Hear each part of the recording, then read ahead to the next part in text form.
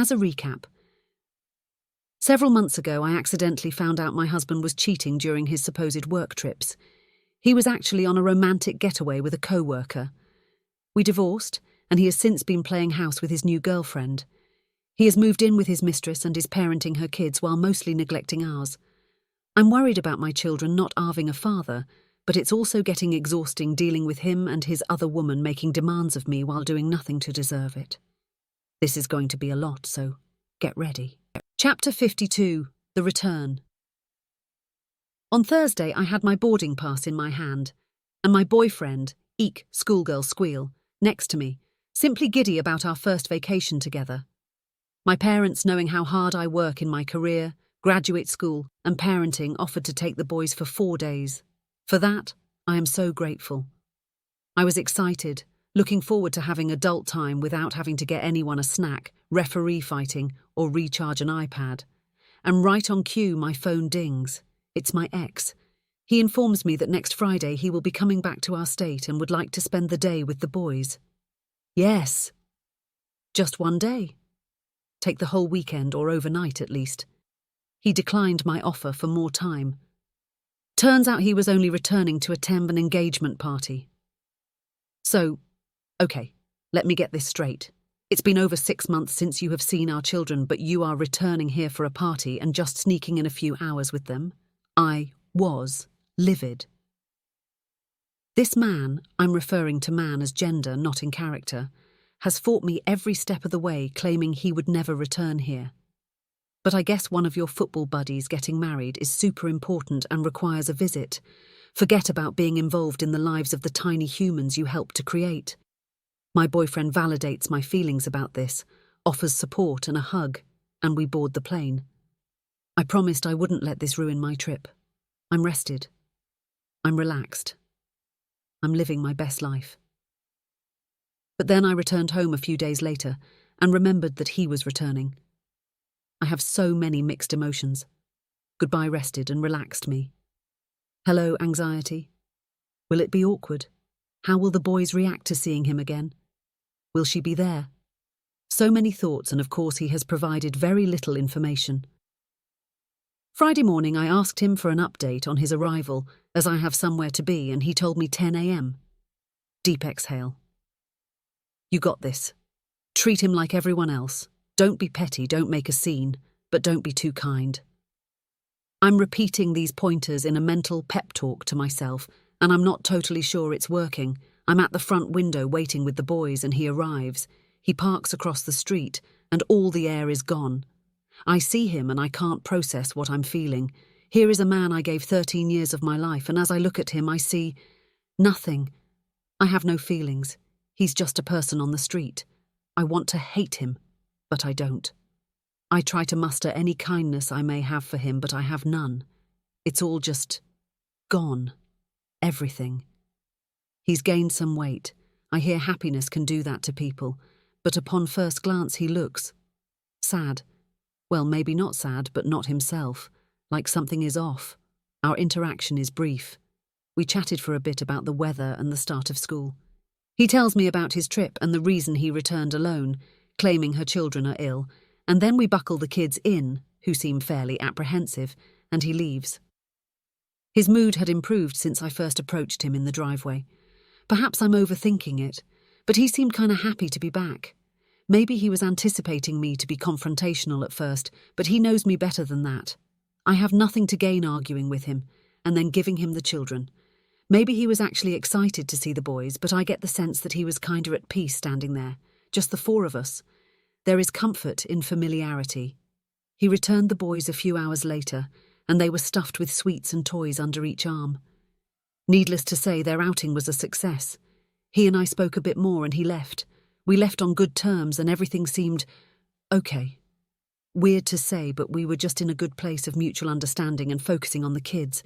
It felt right. It felt healthy. It was what we needed this whole time. Flash forward to today. I get an email from my lawyer. After a month of nothing, his attorney finally responds. I will spare you all the details and just supply the cliff notes. When it comes to travel costs, he is proposing to pay $3,000 annually. After that 3K is spent, he wants to split travel 60-40. Not just the boys' travel, but his travel included. You see, his new proposition involves me never having to escort the boys. Now think about this with me. His girlfriend didn't come here to see the boys or to attend a party with him, but will definitely attend the wedding in Cancun with him, and now I never have to set foot in her state. How much of this proposition is what he wants and not what she wants? Does she hate me that much? Is she afraid of me? I have given her a piece of my mind a few times so I would understand that. Does she want to decrease the amount of time my ex and I interact? Am I completely overthinking this? You tell me. I have a call scheduled with my lawyer tomorrow about his suggestions, but I have zero intention to agree to his proposition. Just buying his time till we end up in court, I guess. Chapter 53. The Real Child. Last week was chaos. Chaos in a good way, but wild nonetheless. The start of September brought the return of school for the boys and a return to work for me. This is always a tiring and stressful transition that I think most educators can understand. On top of my own work issues, there are still plenty of beginning of the school year activities purchases for the boys. I'm so tired. Is it June yet?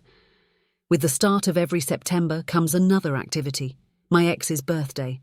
I had made a decision that I would not contact him. But I did understand that the boys must contact him. So every day for several days I reminded them when Daddy's birthday was and that they should call. I set reminders on their iPads and sent them messages on Facebook Messenger Kids app as well.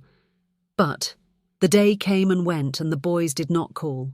The day after his birthday I knew I would hear about this, but instead I heard nothing. Not only did I not hear from him, the boys didn't either. On average, he calls the boys once a week, not enough in my opinion, but that's a whole other post, and had not spoken to them for about 10 days at this point. I sent him pictures and videos from our youngest football game and he never responded. He must be angry. I guess now he knows how much being an afterthought hurts. If he wanted more clarity on the topic of being ignored, I'm sure the boys could help him. So I messaged him a few days later to tell him our oldest wants to take tennis lessons. Tennis, I know, I didn't see that one coming. To my surprise, he wrote me back. We talked for a minute about lessons, and then he finally stopped ignoring the elephant. He said, "I'll be honest with you, I was pretty hurt that the boys didn't call me for my birthday. Out of all the messages I got, that was the one I wanted. I'm not understanding where we stand. We have had a really good run of working together with things, being open as far as communication, etc., so to not have the boys call me seemed pretty calculated and hurtful." I explained to him that I gave the children the responsibility to call him. If the children are responsible enough to fly across the country to see you 3-4 times a year, why aren't they responsible enough to remember to call you? And I'm not sure how we've been good at communicating. I tell him stuff, he contributes no support or supplemental monetary help, and the conversation is over. And let me stop your mind from going to where I think it's going. This wasn't about me. I'm putting the effort in with him that he puts in with our children.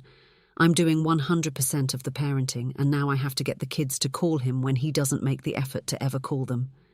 Is it petty? Yay, maybe. But what's good for the goose? This was my response. The hard truth of it is they are kids, but they aren't dumb. They hear from you once a week, if even. You didn't talk to them after the first day of school. I know you tried. He called them after bedtime, when I specifically told him hours before what their bedtime was. But you could have called the next day and didn't. My oldest wanted to call you after his game, and you didn't answer or call back or respond to the pics I sent till now, 4 days later. Stuff like this matters to them. If you don't do your part to contact them for special things or regularly, they aren't going to make an effort to remember special things for you. I'm not saying this to be a jerk. I'm saying this to make changes for them and improve your relationship with them even through distance. If you don't work to be more consistent now, once they are in middle and high school, they will be too busy with their lives to bother with you, or me. Teens are terrible. It sucks, but it's true. And not that it matters at this point, but our MSA clearly states that birthdays belong to the spouse, so he could have spent the day with them but chose not to make a plan for the weekend. Again, he's not meeting any of his responsibilities yet. I have to go out of my way to make things special for him. These are children. yet my ex is acting like a child demanding calls and love when he doesn't give that to the boys. So I ask you, who is the real child? Chapter 53. Mistakes and Blessings. It's fall here. The air is cool, leaves crunch under your feet. Everyone is consuming pumpkin and sweaters have returned to my closet. I love this time of year. The slow progression into winter and the farewell to summer has me happy. But today I'm happy for other reasons. Many of you know that since March I have battled my ex about travel expenses and a new custody order. While there was no physical bloodshed, it wasn't too far off. Our back and forth changed once he obtained counsel. It was a blessing because now we could put the job of fighting in someone else's expensive lap. There was a brief time in which I thought this was not going to end up in my favour. His lawyer was another badass woman and I feared she might get him more than he deserved. This chick was good, too good at some points. But remember that money everyone was so upset I gave my ex? Sometimes life has a funny way of turning your mistakes into blessings. Let me explain. When I signed over that money, I put notes on the checks. Since the money was supposed to be for commuting and travel for the children, I wrote on each check, Child 1 commute and travel expenses, and then Child 2 commute and travel expenses on the other. Well, along with conversations that I have saved and those checks, my lawyer was able to show enough evidence to his lawyer that I have paid more than my fair share of travel and it's all his responsibility. Technically, it isn't a fair share because half of travel for the next 12-15 years will be way more than what I gave him. A judge will see that he hasn't abided by his parenting time, moved right after the divorce and checks were cut, and that he's trying to change custody less than a year after it was created. No way he would win in front of a judge. His lawyer told him to cut his losses and just do as I asked. He's done for. Now with the change of custody, he has to pay me more monthly in support. It's 1/3 more of what he already pays. All of the children's travel, including travel for himself during peak travel holidays, and he has to pay all my legal fees. That, of course, doesn't include his own legal fees. I'm elated. I feel so vindicated. I feel like a Viking with a head on a spear. That might not be historically accurate. Okay, I'm getting carried away. Let me rein it in a bit. I spoke to the other woman's ex, informing him of the update. He assured me this is definitely going to anger his ex. She is used to getting her way, and her not being able to control this situation is frustrating, especially since it will hurt their pockets. Is it terrible that this makes me smirk? Yeah, I didn't think so either. He also told me my ex is playing father so well by chaperoning field trips and coaching football. Awesome. But you know what? I can't be angry. His bond with someone else's son will never be the bond he has with his own kids, and that's his own fault. My boyfriend, still schoolgirl giggling about that, has been so supportive during this process, and I'm thankful to have his love and encouragement. He tells me not to dwell on these things because eventually it will come back to bite him. He's kinda amazing, and I'm in disbelief I ended up here with him in my life. Maybe it was always supposed to be this way. Perhaps we never would have been right for each other if we didn't both experience the wrong relationship. I could spend time speculating, but I won't. I'm just grateful to be here with him. I'd like to take a minute, thank my Day 1 readers and to address new ones. Chapter 54. The Third Act. Every great book or film has a climactic third act. The protagonist is faced with resolving their problem, and at the last minute an obstacle presents itself. Well, they say many books and movies are inspired by real events, and my situation is no different. On October 24th, the final agreement had all the last-minute changes made and presented to my ex. Everything was done. His lawyer even told him this was it. Just fold. I felt confident and even celebrated in my previous post. What a fool I am. Don't I know that things are never that easy? We are now entering the 3rd week of November, and he has not signed our final draft of the change order. Getting antsy, and rightfully so, I contact my lawyer to see what the delay is. She corresponds with his counsel only to learn he is not responding to her emails and phone calls. He thinks burying his head in the sand will make him invisible. In reality, he looks like an idiot with his arse in the air. My lawyer sends me an email this afternoon informing me that his counsel has finally gotten in contact with him. He decided to come up for air, I guess. Against his counsel's advice, he is refusing to sign the change order. He is unwilling to accept the full cost of travel. Here, we go. Just when I thought I was out of the storm, the thunder claps. I've had enough. He is toying with me and his counsel. I called my lawyer. Knowing as I dialed this call was going to cost me a boatload of money, I didn't care. I vented to her. I voiced my frustration and told her I couldn't keep doing this back and forth, compromising and negotiating only to have him throw a fit and refuse to sign off on all the work we did and agreed to. What's the motive? Is it money? Is it the need to control the situation? Does he live in a fantasy world where he thinks he can get everything he wants? Is his girlfriend pulling the strings? I don't know. I don't know this man anymore. I don't know what is going on in his head, and the constant back and forth is literal torture. I tell my lawyer through sobs that I can't take the mental mind games anymore and to file on Friday if he doesn't sign the order. My lawyer sent the email to his counsel, and shortly after she informed my lawyer that they were having a phone call this evening to discuss. I got his attention. Let's see what tomorrow brings. I need to vent for a second. Since all of you are reading my online diary, I guess I am venting to you. The long and short of it is, I'm tired. I'm mentally exhausted. I'm constantly second-guessing myself and overwhelmed with everything. I look at our situation on paper and conclude that there is no way a judge would have me pay for travel or side with him at all. He's done 0 of the obligated parenting time. Wait, he did come here for an engagement party and take the boys for a few hours. So he's done 6 hours of parenting time in 9 months. He hasn't paid for any extracurricular activities. When the kids are sick, I'm up with them. I make their lunches and dinner every day. I do homework. I go to sporting events and musical lessons. I do their clothing shopping. I comfort them at 2 a.m. when they've had a bad dream. I schedule and take them to all appointments. I volunteer for school events. I do their laundry. And there is a ton of it. How do such little people get so dirty? The list goes on, and he sits there, on the other side of the country in his girlfriend's big house, lecturing me and demanding of me, "Go kick rocks, sir. You got a lot of nerve. You FaceTime them once a week and think you are father of the year. You are a joke.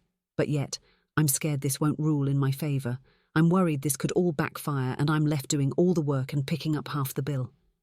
I know there is a Bibliverse about the righteous being triumphant, but it's been a long time since Sunday school and I don't remember it. Deep down, I know I'm doing what is fair and right for my boys and myself. I know this is true, but I'm afraid, like everything else, that this too will blow up in my face. Chapter 55. The Bad News First. The bad news. This past Wednesday, I messaged my ex for an update. His lawyer has not been able to get a hold of him. Every time we threaten to file, he reappears and plays nice and then takes a jab and goes into hiding. It's tiring for everyone involved. He messaged me back and told me the bad news. He is anticipating being laid off this week. Wow, that sucks. But seriously, not my problem. You gave up a great job to move out there. Sucks to be you. Then he says he is going to have to file a modification of support. Yes, that's right. He wants to pay less child support, and paying for travel is out the window completely. Need I remind you, his CS amount is based on him doing his parenting time, which he hasn't done, so it should be more than I am receiving currently. Now he wants it to be even lower. He's got some balls, man. So he does 0 physical parenting time and then wants to pay less support. Okay, buddy.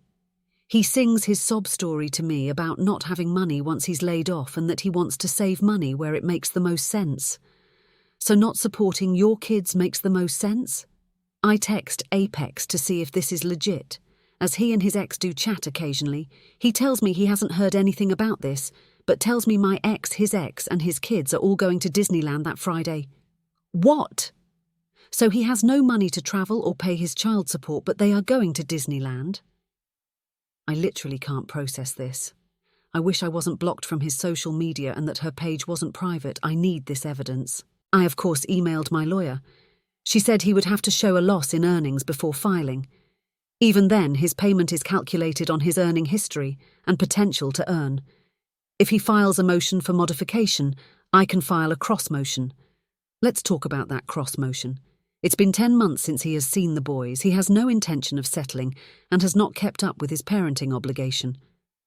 So, after much deliberation, I've decided to seek full custody. This back and forth is not good for the boys. One day they are going to visit him and the next they are not. They need consistency. Be in their lives or don't, but be consistent. So, come the end of February, I'm going to file. I don't think he sees this coming, and that works to my advantage.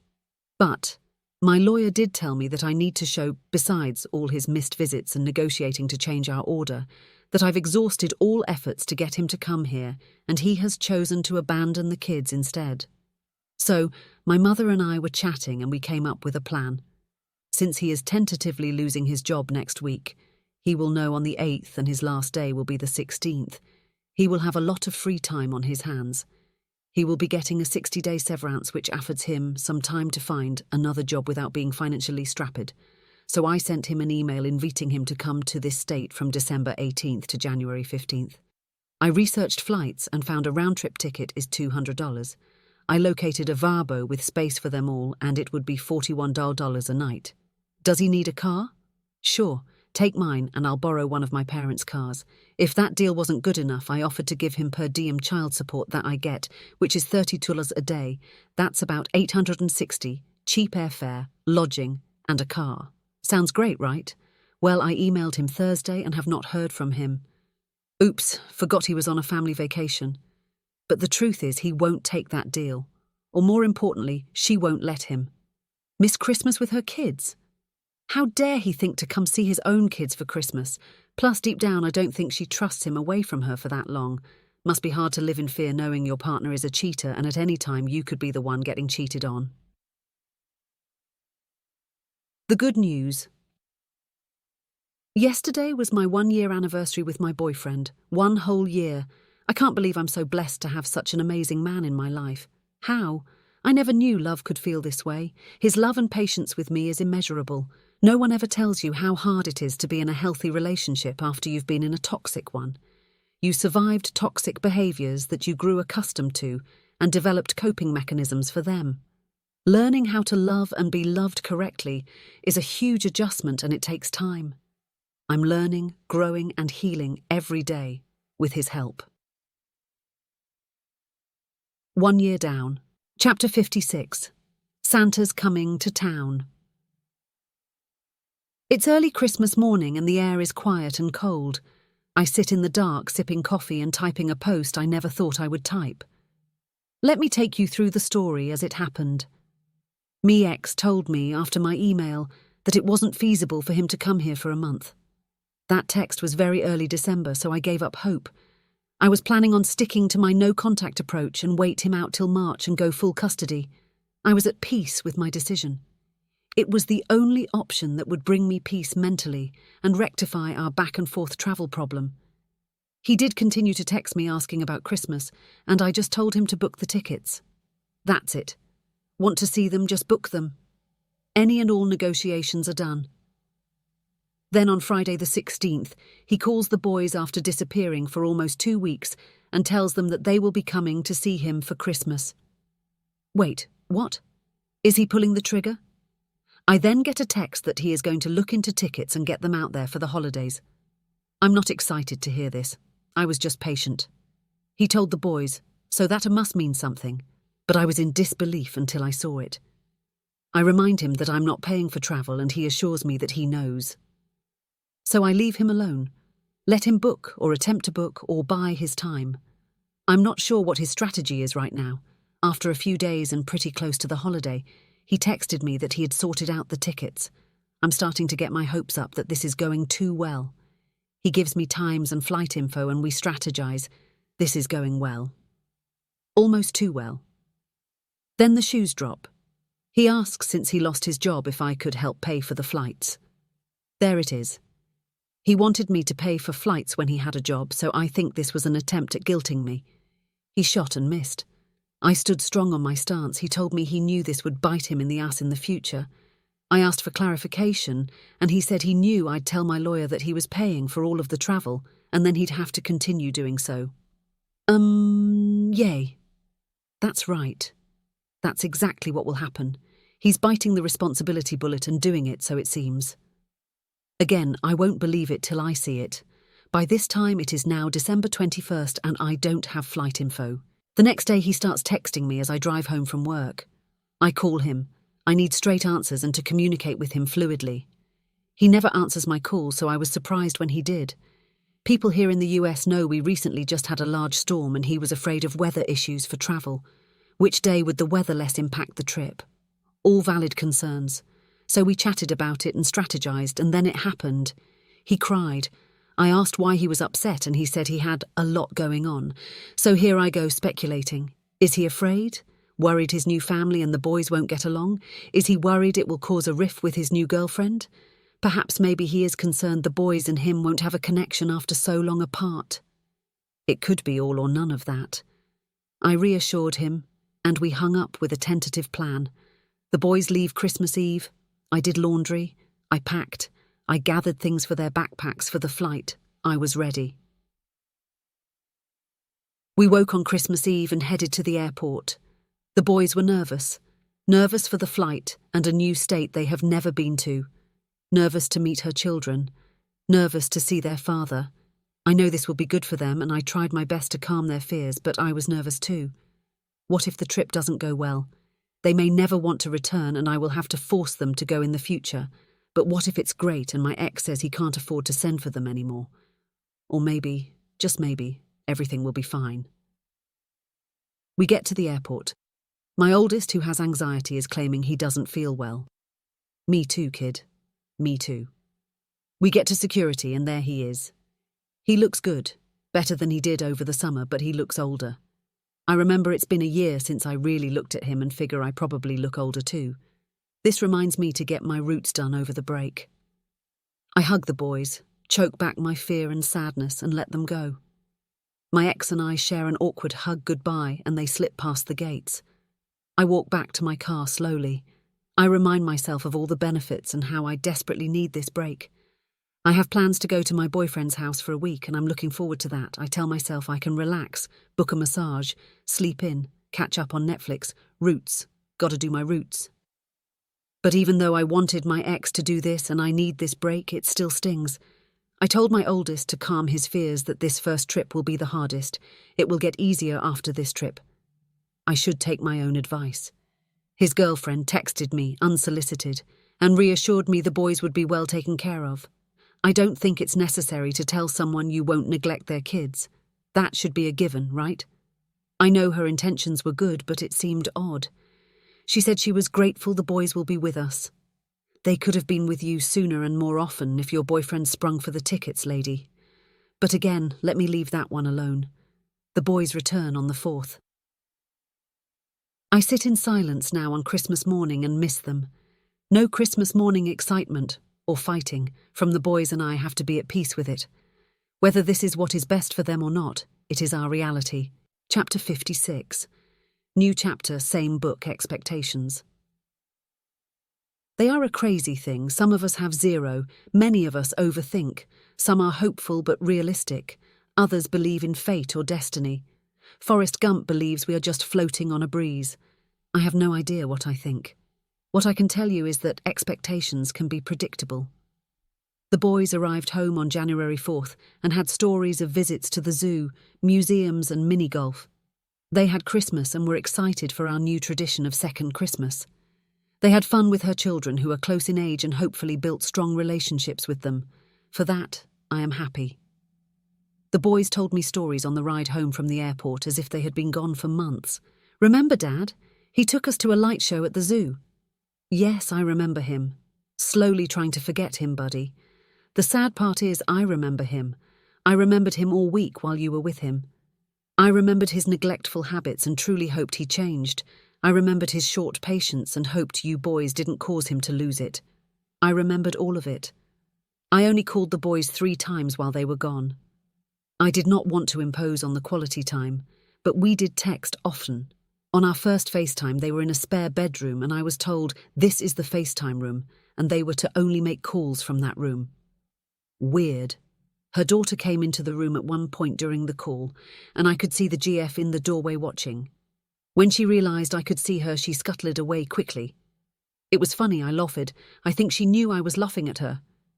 I made sure I made a comment about the FaceTime room while she was still in earshot. Our next call on New Year's Eve was in the family room. What a coincidence. I could see my ex shirtless in the background, and when he returned on camera, he was wearing a shirt. Again, I thought that was funny. I saw you naked for 15 years, but now you are shy shirtless. Not that I have any interest in you shirtless, barf, anymore. Again, I get it. We aren't together and his GF is there. But it all made me chuckle to myself. We really have come full circle. A few days before the boys returned, I contacted my lawyer and let her know that he had paid for all of travel, while unemployed and on the most expensive and busiest travel time of the year. She emailed his lawyer the day the boys returned and resent the order. When his lawyer learned he had met his obligation, she knew there was no way he could stall anymore. I'm not sure what the next move is. Can you force someone to sign? Will his dragging his feet result in a court appearance anyway? This has really become ridiculous. The good news is he got a job. I was told through a screenshot of IG, I have some great friends, that he was out toasting with martinis on Saturday night. When I asked how his final interview went on Monday, he told me he was made an offer but working through the details. That vodka and olives looks like it's been worked through already. The boys have been home for almost 2 weeks and he has not called them. In the past, I'd be upset about this, writing a post damning him and telling the world, or just the few readers I have left, that he will never change. But I think this is the new normal. The weird part is, I'm okay with it. Pay your child support, take the boys when you are supposed to, and stay out of our day-to-day. Now, does this help his relationship with the boys grow? Definitely not. But that's a problem he is creating. I'm not going to be a parent to the boys and a parent to him reminding him to call. I can't anymore. He proved he is capable, but still unwilling, and that's his bed to lay in. So even after the trip, it's still the same book. We've just entered a new chapter. Is this new chapter the conclusion? Probably not. There is still so much more to encounter. This book is way too long. The pages turn and the story evolves, but I'm still waiting for the heroine to be triumphant. See you in the next